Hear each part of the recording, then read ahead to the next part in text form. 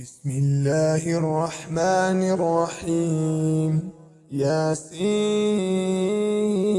والقرآن الحكيم إنك لمن المرسلين على صراط مستقيم تنزيل العزيز الرحيم لتنذر قوما ما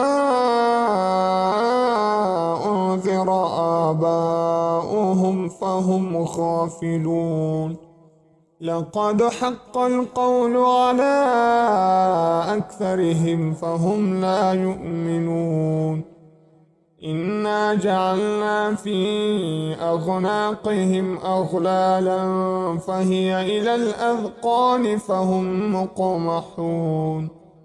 وجعلنا من بين أيديهم سدا ومن خلفهم